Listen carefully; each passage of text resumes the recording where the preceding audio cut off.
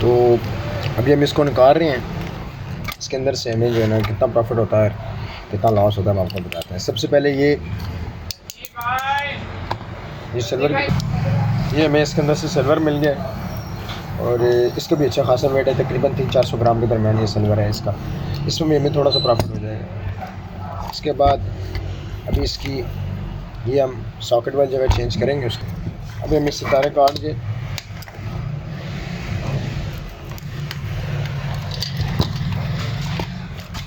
ये भी हमें एक सर्किट बच गया। इसका बाद में इसमें एक शाफ्ट आती है लोहे की, ये भी हमें एक बच गई। इसमें हमें इसके अंदर से कॉपर वाली कॉइल मिली है। अभी हम इसको काट के इसके अंदर से कॉपर निकालेंगे और लोहा निकालेंगे, देखेंगे कितना निकलता है।